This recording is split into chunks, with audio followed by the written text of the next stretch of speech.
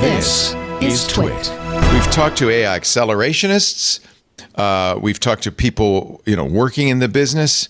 We've got a great guest with us right now. Gary Marcus's newsletter, Marcus on AI, makes him a leading AI expert. I know it says so on the screen. He is also a psychologist and cognitive scientist, written a number of books. His latest is very germane, Taming Silicon Valley, How We Can Ensure That AI Works for Us. Gary, it's great to have you on. I'm a regular reader of the Substack. And thanks for having me. And you are, and we should, I guess an AI, is it fair to say contrarian? You could say that. I love AI, but I don't like the way it's happening now. And if that makes me a contrarian, then you can call me a contrarian. This is why I'm so happy you're on, Gary. I'm welcome balance the podcast. Enough of the. We've had multiple episodes of Leo thanking guests, being like, "Your products are making the world a better place. Everyone go out and buy it." So we need a thinker. One. Here. We did one like that. Okay, just one. Oh, it felt a little bit longer than one. But we do have AI. Last week I thought Stephen Wolfram was very good and he's sensible about AI. Next week, Ray Kurzweil, who coined the term intelligent machines, he's probably a little more bullish on AI than you are. I offered to debate him, and he said when we talked at TED he would do it, and then I got the venue lined up, and he disappeared on me. So tell him I'd still love to do that. I will. Who else? You've also offered to debate Elon. He never responded. Who else have you offered to debate? You should offer to wrestle Elon or get in the octagon. I don't do case. Who would be your top person to debate? Guess it depends on what one's trying to accomplish with such a debate. I mean, one of the reasons I've offered to debate a lot of these people is to try to hold them accountable to the things that they say in public and that they don't really want to defend against intellectual discourse. So that includes the exaggerations of Elon and the exaggerations of Sam, and maybe Ray, although I don't think he's as central to that discourse anymore. But a lot of my offer to debate has been to try to get people to stand by the claims that they make. There's a lot of hype. There's no question. A lot of hype. Are there any particular people or businesses that, I guess off this topic, that you think are the biggest hype spewers or need to be held accountable the most in this moment? He named two of them. It's a crowded list, but OpenAI's historically been at the top of that list. I think that they've weaponized hype the most of any of these companies. They've hyped their mission as being for the benefit of humanity, which they haven't really done. They've hyped their stuff as being about AGI, but we can all see that GPT 4.5 isn't really that. I mean, I think I would put them at the top of the list, but other people have learned that hype is the way to drive up stock valuation. So I think Dario Amodei has learned that. Of course, Elon has done that for a long time. It's become standard practice because the media doesn't, in general, hold people accountable. They just look at the next promise and the next promise. And the older promises, when they're not met, nobody really holds anybody accountable. We should mention that you have founded machine learning startups. You sold your first to Uber. So you have worked in the field. Quite famously, you signed that letter in 2023 that said, let's stop for 6 months. Looking back, obviously we didn't. Elon signed that letter as well. Looking back, would you still like us to pause? Well, it's interesting because that letter was about pausing the development of GPT-5, and it turns out that, how long is it now, 18 months later or something? You didn't have to write that letter. We didn't have to write that letter because they couldn't figure out how to make GPT-5 anyway. The reason that I didn't write the letter, but the reason I signed it and helped publicize it, even though I didn't think it was a perfect letter, was I thought we needed to call attention to how fast things were moving and how little we understood about how to make AI safe and reliable and so forth. And we still haven't figured out how to make AI safe and reliable. For a while, I think the letter had a good positive consequence. It got all the governments to start thinking about what we should do about AI. And then there was this Paris AI summit and change in regime in Washington, and I think everything fell apart. So for a little while, it had a salutary effect. I think the most depressing part is that Elon signed that letter and immediately started building XAI, which was trying to do basically the same thing as GPT-5 was supposed to do. He also failed to get there so far. After Elon signed it, it felt like all the attention was, oh, you see, Elon wants to pause so he can catch up. Which turned out to be true, which, kind of undermined the movement, so to speak, as they used to call it in the 60s. The letter called it an existential threat. Do you still believe that AGI I never liked that phrase, to be honest. Yeah. So, and I can't remember the exact wording that the letter had around that. It was softer on that than some of the people who wrote it typically are, and that made me a little bit more inclined to write about it. In my Substack, I actually wrote a bunch about the letter at the time. I don't think that AI is going to annihilate us all, or I think that's at least pretty unlikely. But I worry a lot about what bad actors are doing, both with current AI, which is not very sophisticated, and what they might do with future AI as it gets more sophisticated. And I think the so-called alignment problem, figuring out how to get machines to do the things that we want them to do, is entirely unsolved.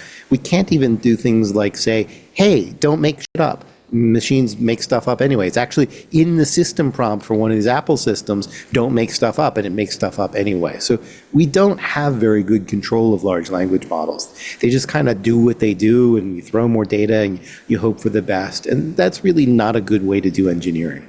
You've talked about the Pareto principle, that 80% is easy. It's the last 20% that's hard. And we're really actually seeing that right now with AI.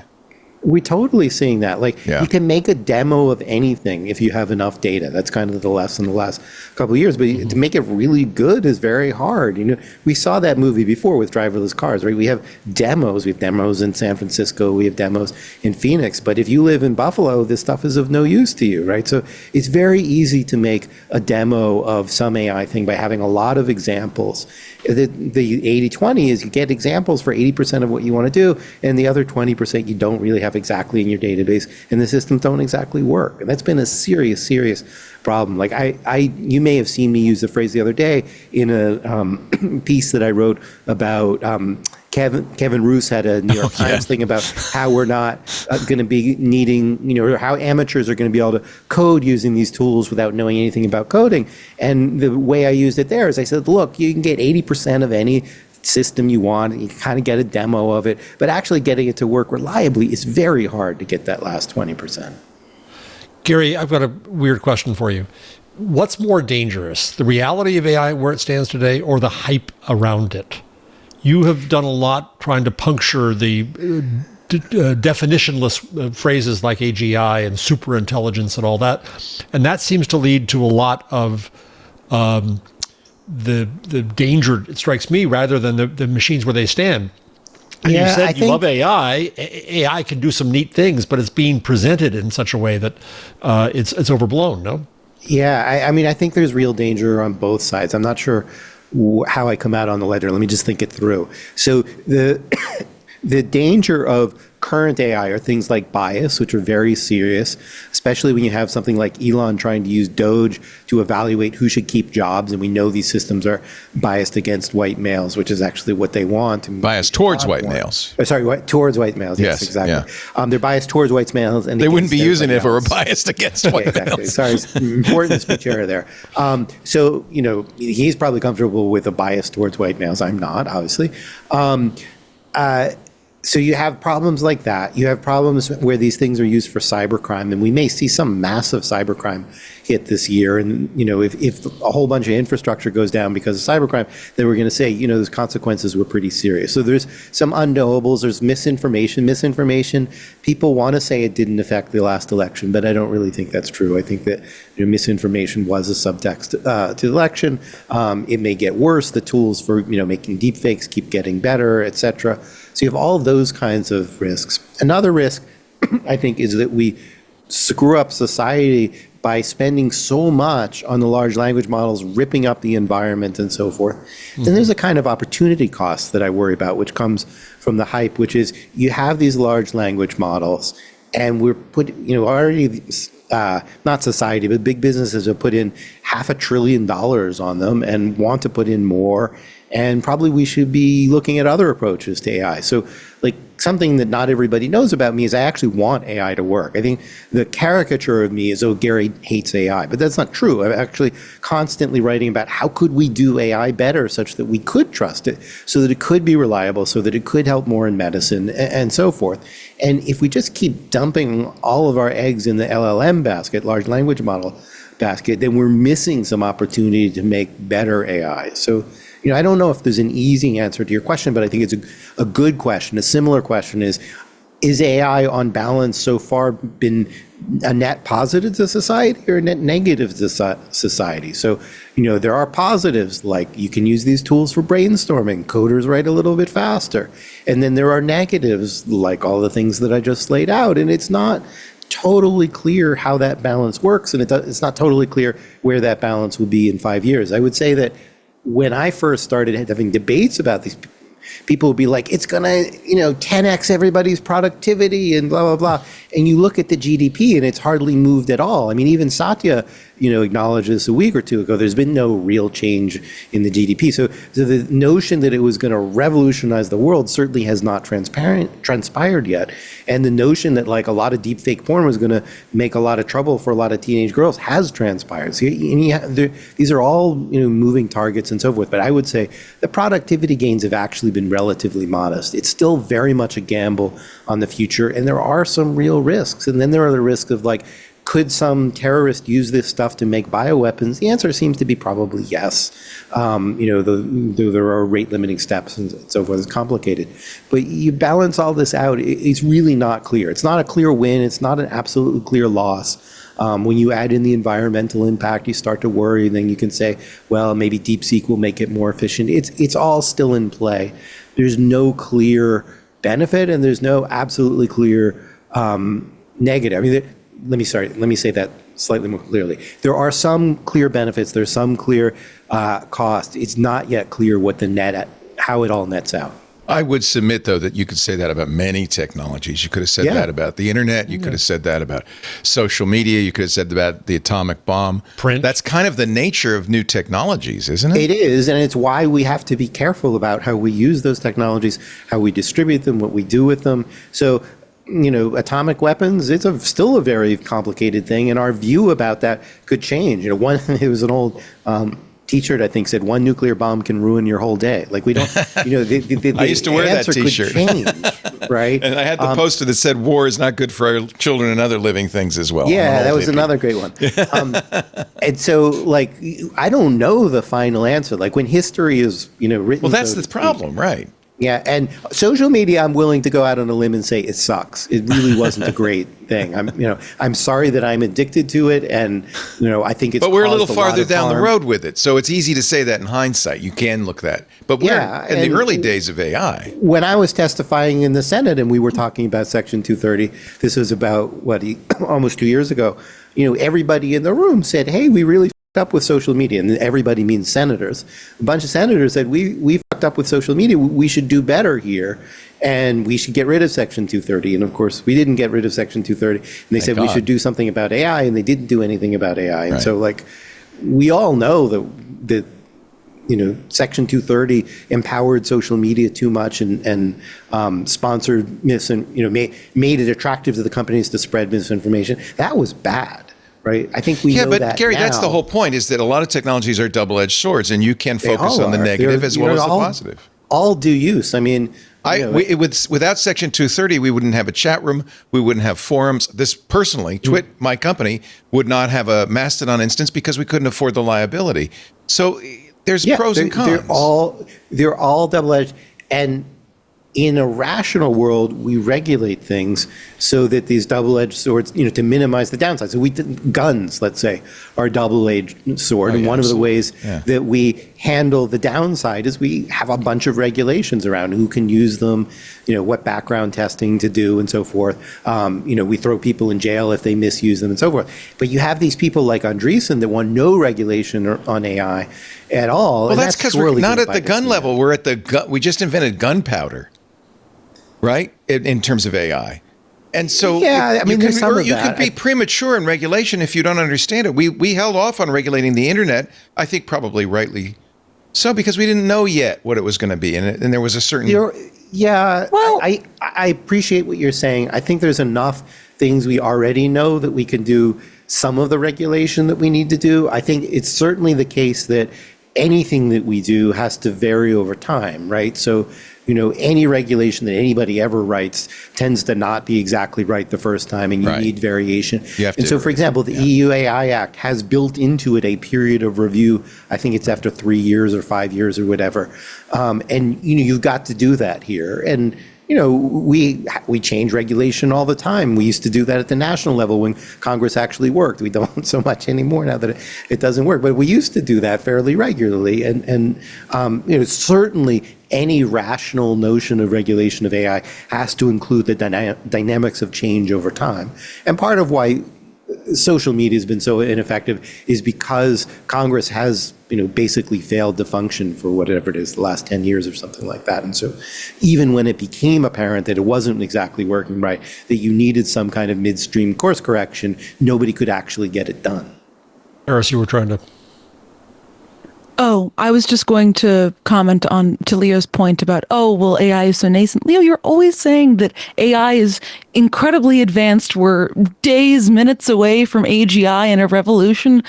Does that not seem like a reasonable point in which to step back and think about how these technologies should and shouldn't be applied? If you knew how to think about it, maybe, but I don't know if we know how to think about it. Do you think, for instance, Gary, that the EU's AI regulation is proper and works?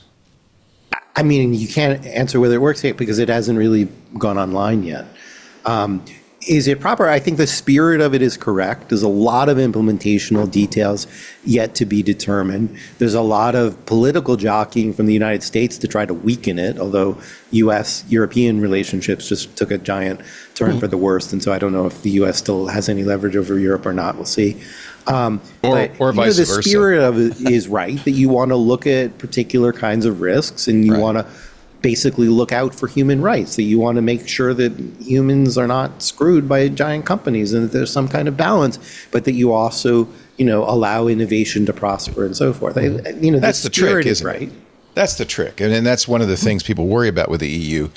And the California attempt to regulate AI is that you could actually kill the baby in the crate. That was bullshit. I mean, look, if the California law had passed, then, company like Google that has a certain number of, $1 trillion in market cap would have spent, an extra, let's say $10 million a year filling out paperwork. And it wouldn't have changed anything except that it would have given some sense of responsibility that they actually need to monitor the consequences of their actions and that they can be held liable for those actions. It also would have protected whistleblowers. And we have Sushir Balaji, who was, killed or I should say that more carefully. We don't know what happened. Mysterious circumstances that are still not entirely clear. Having some protection for whistleblowers would be really great. And, I agree. And we didn't get it. Yeah, there's something to do. But go ahead, but I want to get more philosophical before we lose our window with Gary, because he is a cognitive psychologist and he's written some very interesting things about language and stuff. But go ahead, we can continue on this line of questioning. I just wanted to ask about, I've got to ask about AGI, because Gary, you've been involved in this obviously for much longer than the furor since ChatGPT came out. Was there a moment when you saw the trope of AGI emerge as the putative goal with no definition? You said, yeah, that's interesting. So, the term goes back to like 2002 or something like that, 2005. Ben Goertzel, Shane Legg, who was one of the DeepMind founders, coined it. I have an interesting anecdote there, which is in 2018, I wrote an article called Deep Learning, a Critical Appraisal, which was on Archive. And I said, this stuff's not going to get you to AGI. And the stuff was models that are a predecessor to LLMs. LLMs were not really known at that point, but the general kind of ancestor to them was well known at that point. And I critiqued them and I said, they use too much data, they don't generalize very well, blah, blah, blah. Many of the same critiques that I and now Jan LeCun would make about large language models. And one of the reactions I got, and you can see this because I wrote an FAQ on all the grief that I got on this paper. I wrote it for Medium. one of the reactions I got is nobody's really trying to build AGI, which I thought was kind of bullshit at the time. I thought, a lot of people actually hoped to build AGI. They just weren't announcing it as that because they didn't know what they really had or whatever. But DeepMind had already said, as their motto, first we solve intelligence, then we solve everything else. They were always gunning for AGI from the very beginning. And it was a very disingenuous reply to me in 2018. There's been a lot of disingenuous replies over the years, but it was a particularly disingenuous reply. They said, oh, nobody, you can't judge this stuff by the standards of AGI because nobody's working on that. And it was a lie then. It's just nobody wanted to admit that that's what they aspired to do. Now it's very trendy. Oh, we're working on AGI. The limitations haven't changed, but the attitude and the valuations of the company have changed. And so, have you yet nailed down anyone to a definition of AGI? I mean, that's also interesting. So in 2022, I think it was, I offered Elon a $100,000 bet, saying that this would be in my Substack, saying that AGI was not going to come anytime soon, wasn't going to come by the year 2029, as I recall. And I shopped the definition around on Twitter. I said, here's how I understand AGI, and I shopped it with Shane Legg and Ben Goertzel, who had originally coined the term, and Peter Voss doesn't quite get as much credit because he thought about it earlier and it was reincarnated or whatever. I ran past all these guys and they were like, that's fine. What I said is, having the flexibility of human cognition and so forth, being able to do whatever people can do, and maybe better, right? So it would still be AGI if it was better than humans. And Lord knows humans have lots of flaws. I wrote a whole book about that called Kludge. So you can easily imagine intelligence that would be better. I mean, already like chess computers are better at playing chess than we are, and calculators are better at doing math. So you can imagine a system that is basically equal to or better than us. And I emphasized flexibility, being able to do different tasks, not just because you train the entire internet, but because I give you an instruction like touch your nose and then touch your head, and from one trial you understand how to do that task. And so I put this out on Twitter. I said, this is the definition I got. Is it okay? And Shane said it was okay, and Ben said it was okay. And then I proposed some tasks. I said, you need to be able to do this by 2029. If you can do 3 out of the 5, we'll call it general intelligence. And everybody was fine with that definition in 2022. There really wasn't much pushback if you look at the discussion on Twitter. And back then, there were more people in this field actually on Twitter. A lot of people fled for reasons we don't need to go into. And so everybody was totally fine with it. They're like, okay, that's a reasonable definition. These are reasonable tasks and so forth. And now, I don't know if you're putting that up on screen. Ezra Klein yesterday was kind of, backing down to maybe it's just doing a bunch of human tasks, which is a much weaker definition than we had talked about in 2022. And I have a whole article that I wrote, forgetting the name of it, showing all the ways in which people are trying to retrench. So, for example, instead of defining AGI in terms of human flexibility and cognition, it's very general, artificial general intelligence. That's what AGI is. Instead of doing that, they're like, well, if it makes a certain amount of money. That's just a different definition. You can ask, does this technology make $100 billion? But then my iPhone is by definition AGI because it made $100 billion for Apple. And that just seems like a silly... Why are we fighting? I don't understand why we're fighting over the semantics of what AGI is. I mean... Oh, I'll tell you why. Because, there's multiple reasons. One of the biggest reasons is actually that Microsoft agreed to a crazy clause in their contract with OpenAI saying that OpenAI gets the IP back if they achieve AGI. So suddenly there's a lot of money at stake. So that's one reason. And then it's bragging rights. People want to say that the thing that they've got is AGI. There are people that want people like me to go away and say that it's been achieved, so stop criticizing. There's a bunch of different reasons why. There's a lot of kind of... It's not very pragmatic, though. If AI can do something valuable... I don't understand why we care about AGI. I understand why Microsoft AI's been doing valuable things for a long time. So, for example, Google search is AI, and it's been around 25 years. It's very valuable. I still probably use it, or I use a knockoff called DuckDuckGo, multiple times every day. GPS, I use in my car all the time. Those are AI. Nobody gets excited about them. They don't think that they're changing the world, but they're actually super useful. I find. I would sooner give up on ChatGPT than I would on GPS. I think, GPS is more useful to me because I can count on it and it's reliable. Right. I'm curious, on a day-to-day basis, do you use any of the popular AI tools or? No, AI the one I programs? probably use the most is just making images, which I do for fun and almost like satirically, to mock the AI. I don't trust them, and my Same. business is being right about AI at some level, and if I make mistakes, I got a lot of pushback. If I use this stuff, it would be a nightmare for my particular line of work. I understand there are businesses like where somebody needs to come up with marketing slogans and it may suit their purposes or something like that.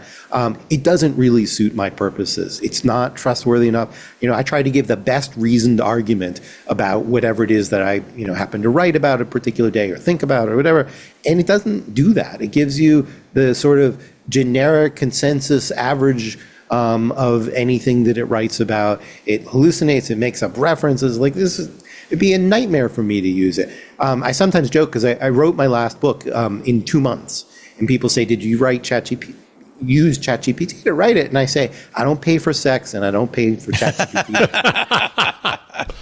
Leo, you were going to get philosophical, and I stopped you. I guess you have said that neural networks are not enough. Yeah. And there was a survey just now showing that 85% of people at the AAAI Society were just surveyed agree with me. I mean, I wasn't mentioned, but agree that neural networks are not enough. That is a huge change from 3 years ago. I think a lot of people have come to see the light. They're not enough. Yeah.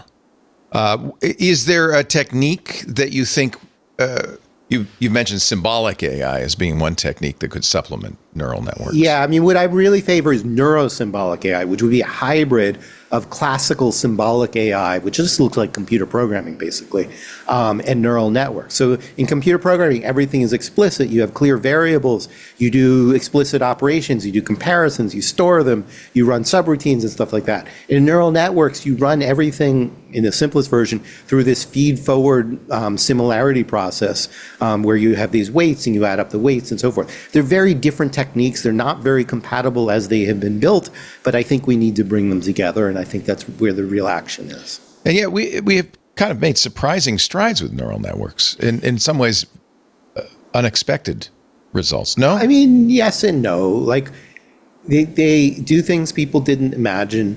That is true, but they still fail on the things that I was writing about in 1998 and 2001 when I was a lot less gray.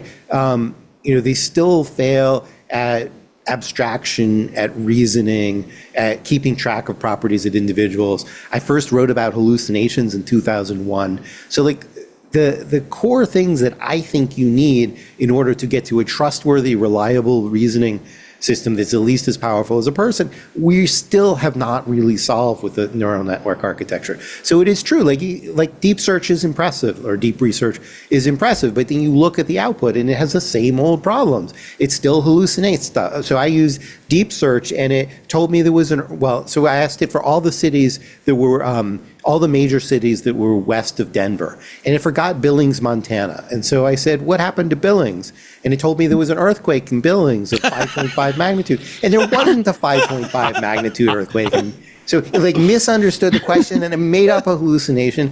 It made this beautiful chart, but the chart was wrong. It left out, a serious city with a population of whatever it was, 120,000. And so at some level, what I was saying in 2001 is if all you do is tabulate statistics and you don't have proper explicit representations like they used in classical AI, you are not going to get a trustworthy machine. And that is still true. It's a quarter century after I wrote that book. I think Stephen Wolfram would agree with you.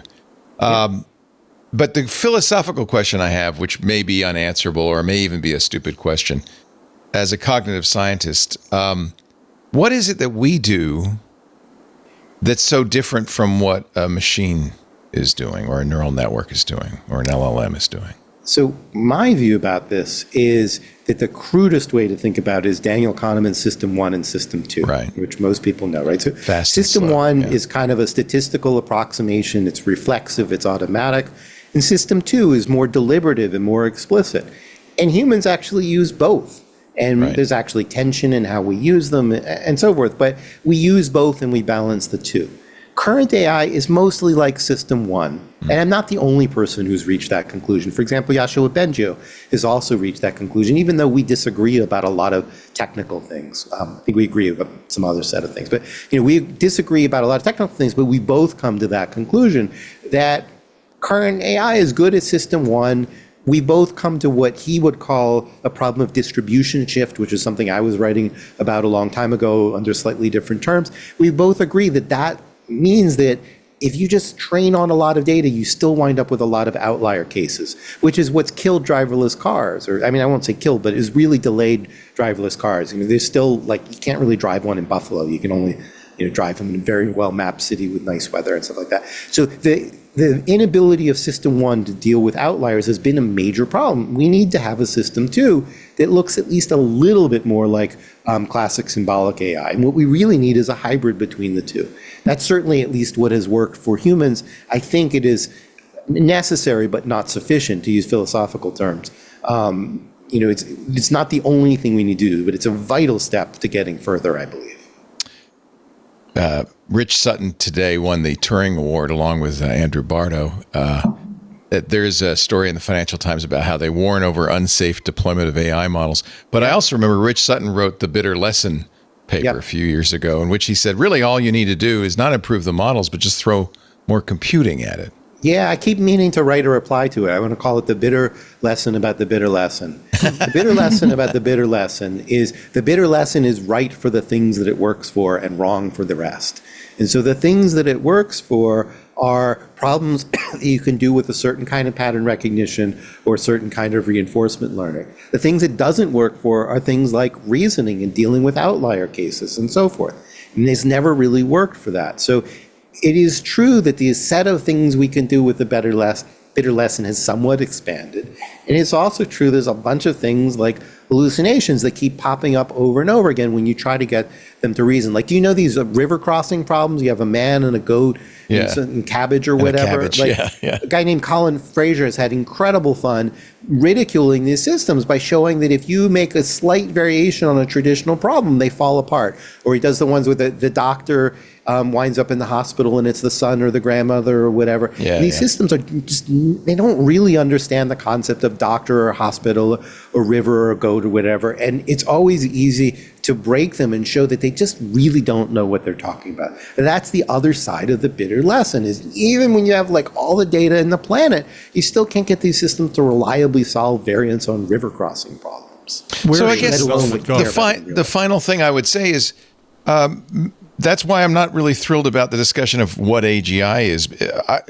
Do we need an AI to match us, or can it just be a tool? Entirely depends on the problem. So GPS doesn't solve its problem exactly the way a person does, and that's fine. But it solves it adequately, It's perfectly adequate. So it really does depend on the problem. The meta problem is that OpenAI sold the world on this notion that ChatGPT could do anything you want it to do. And to do that, you really do need AGI. If you want to do something narrow like GPS or chess or something like that, fine, you certainly don't need AGI. But once you sell this dream, now to deliver on it, you actually probably do need something like AGI. Gary, I want to thank you so much. Everybody should subscribe to Gary's Substack. Actually, you're very generous. I haven't subscribed because most of the stuff I want to read is free still. Maybe you should I've only fix had that. 2 paid things. I'm not doing it for the money. I like it when someone subscribes. It's like a bit of validation, but I don't want to. I'm trying to get ideas out in the world, and so I don't charge for them. Well, you're definitely doing that. It's much appreciated, and I'm really glad to get you on. And I will upgrade to paid. I'll click that button. I will be honest. Thank you. Gary Marcus, and the newest book is out now, which talks about a lot of what we've just talked about. I'll tell you one sentence. I know you got to wrap up, but Taming Silicon Valley, the beginning of the book, it talks about the possibility that tech oligarchs might take over the world. Imagine that, the possibility. You wrote that last year. How did you know? How did you know? Gary, thank you for being I saw the writing on the wall, sanity. but it's even darker than what I read. So, there you go. Yeah. All right, thanks a lot. Hey, it's a real pleasure talking to you, Gary. I hope we can have you back in a few months and this was great fun. I'd be see glad how to it's come going. back. Thank you. Take care. Thank you. Take care. Gary Marcus, Substack.com. All right, Gary, we'll let you go. Thanks. I could talk to you for many more hours. Yeah, let's do it again at some point. Very good stuff. Thank you. Thanks a lot. Take care. All righty. Bye-bye. Bye. Hey, it's Leo Laporte. I hope you've enjoyed this little clip from our programming at TWiT.tv. For more, visit our website, TWiT.tv, or subscribe in your favorite podcast client. There's also a link somewhere down there.